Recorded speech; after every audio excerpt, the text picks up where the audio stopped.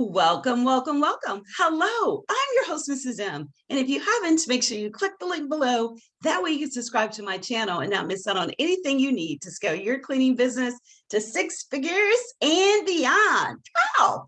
So I have you guys here because I'm going to show you, I'm going to dive right in and show you a checklist that I actually used and I have created just for you so you can know what you need to do to get over the hump of winning your first government cleaning contract. I get a lot of questions on why is it that her company or his company won a contract and mine hasn't. So if you've asked those questions, you've registered in SAMs, you've done all the things you think you need to do, but you still haven't won your first contract, hold tight.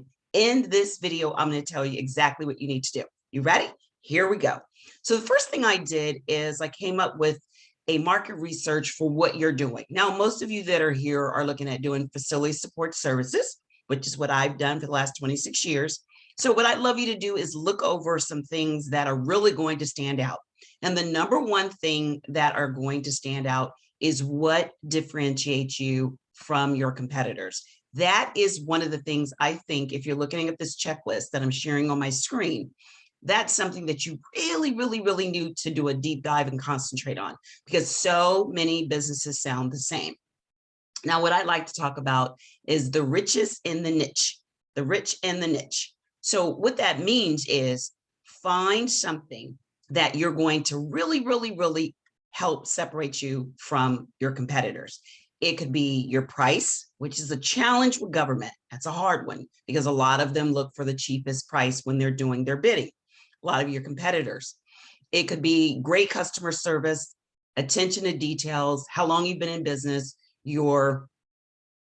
what that means to your government agency. So you've been in business for 10 years. What does that mean? So it translates in the results of what I can do for you. Because I've been in business so long, I have an outstanding track record, or my quality control inspection is on point, or I have a great safety program. A lot of you that are listening have not organized any of that. You don't have an operations manual. You need to have one. You don't have an employee handbook. You need to have one.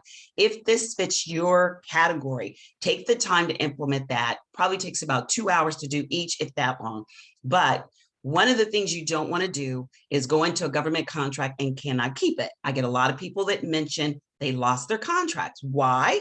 Because they bid too low. They only competed on price. You could never, ever set yourself apart only by price. Larger companies can beat you at that game because they have larger margins. If you're a smaller company, you're going to have to compete on something else. So do your product research, look at your competitors, and look at this checklist and kind of get an idea of what we're talking about.